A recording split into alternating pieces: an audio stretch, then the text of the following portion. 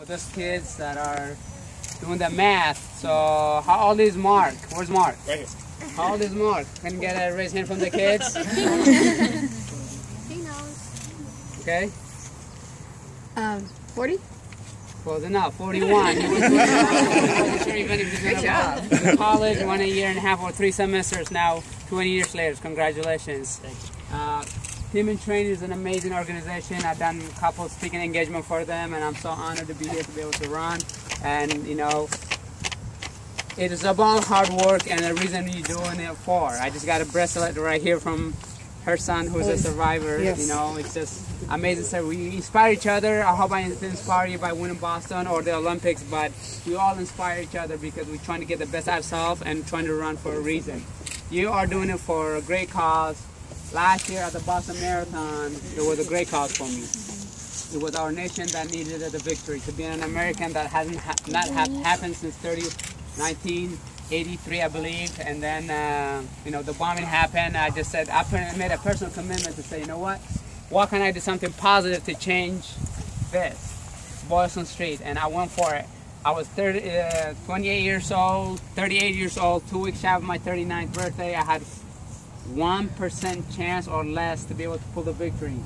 But when you're doing it from the heart, you're doing it for a great cause, when you know you get more out of yourself, and that's why you guys are doing it. You're doing it for yourself, but you're also doing it for a greater cause because there's somebody else dependent on you, whether you want to do more research or whether you want to be able to help them survive.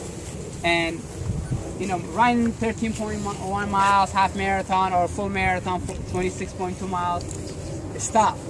It's tough for everybody, it's tough for me, but when you're hurting, you dig deep to yourself, why are you doing it? When you are in training, you go out there, you know, maybe you could do a mile, maybe you could do 3 miles, maybe 5K, and then eventually a half marathon or full marathon. And when you're struggling, you gotta think, why am I here for?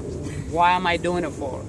And for me, at Boston Marathon, at 17 miles, I was in pain. My foot was just like really hurting. And I just said, you know what?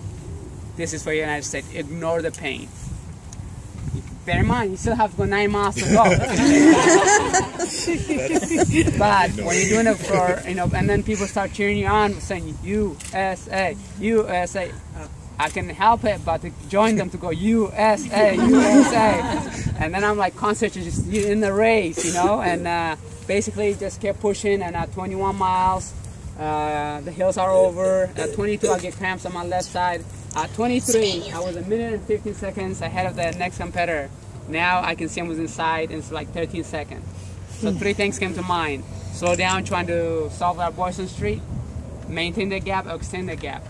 Because if he catch up to you, it's going to be mental edge on him. So basically, I just kept maintaining the pace or extend the pace.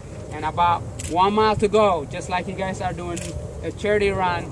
In 2012, Boston Marathon, I had a friend of mine who was doing for the Meb Foundation, and he told me to meet him on mile 25. And I met him there. He was trying to break 6 hours in the marathon. But it was hot day, and he ran 6:41. I ran, walk in 2012 Boston Marathon with him and put the medal on him. And that day, who'd ever thought by doing something really good would come in handy for my racing. With a mile to go to the Boston Marathon last year, it was 5 seconds lead. So a minute and 25 seconds over, and I just kept pushing and pushing, and I was able to pull the victory. But what you're doing it is not for yourself, but for somebody else. And I feel so honored to be able to be here to share my story, as you guys all have your own story to share. And, you know, getting the best out of self. I always say run to win. Doesn't always mean first place. Get the best out of yourself each time and every time. And I admire you guys a lot because, you know, sometimes you are early in the morning. Sometimes you get together in lunchtime. Sometimes you do it in the evening. And you make a lot of sacrifice away from family, away from your work, to be able to do a great cause. And keep doing it. Get into the team training because they're going to support you. They're going to be there every step of the way. And I look forward to seeing you guys in San Diego on May 31st, I believe it is. So.